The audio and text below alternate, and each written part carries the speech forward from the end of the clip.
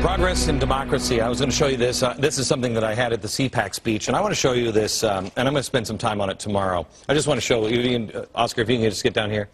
I love this. Vote communist. But the line before it, elect, what's it say here? Elect progressive candidates for every office. Vote communist. All right.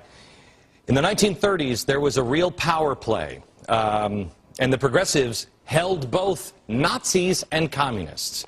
Tomorrow, don't miss it, please. Okay, now, on Friday, the White House announced 4 more members to the National Commission on Fiscal Responsibility and Reform. Surprise, surprise, SEIU President Andy Stern was named. Why should you be surprised? This is our moment, SEIU. This is our time. And if you keep marching with me and organizing with me in all the 50 states, together, you and I, we are going to change this country and we are going to change the world. He means that.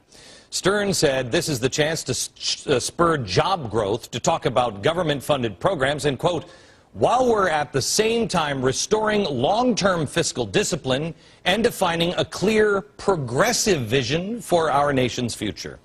You got it? A progressive vision. After all, Andy Stern only wants what's best for his country's workers. Workers of the world unite. What's wrong with that? There are opportunities in America to share better in the wealth, to rebalance the power, and unions and government are part of the solution. But we need big answers, not small ones. Workers of the world unite. It's not just a slogan anymore. It's a way we're going to have to do our work. What am I missing, America? Please. How are people not getting this? How are your neighbors not getting this? Andy Stern has shared the wealth, and now the unions and their pensions are in jeopardy. Because sharing the wealth, whether it has been at the barrel of a gun like Maoist or at the end of a baseball bat like unions, it doesn't work. I told you that back in April, the SEIU National Industry Pension Fund announced it had been put in what the feds called critical status, or the red zone. We're talking about the pension funds that cover some 100,000 rank-and-file members. Take a look at the funded ratios of 13 SEIU local pension funds from 1996, this is the year that Andy Stern became union president, through 2006. It just goes straight down. You notice that? They're all in critical now. The middle line, show the middle line here. The middle line shows the average trend.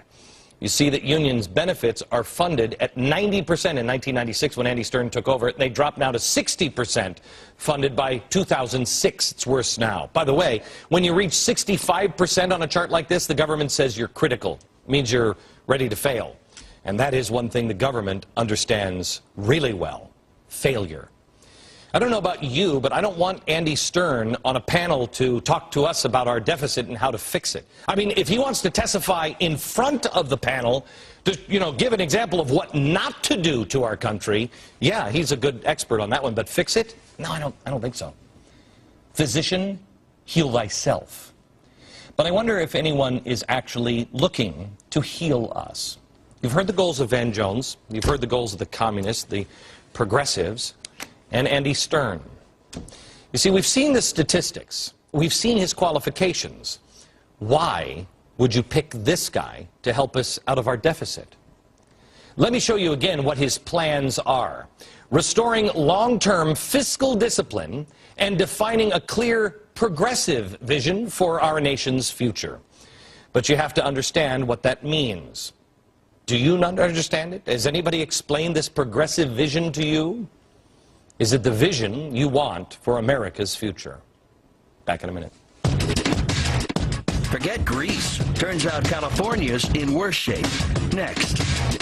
I warned you about Greece and their massive debt threatening the stability of the European Union.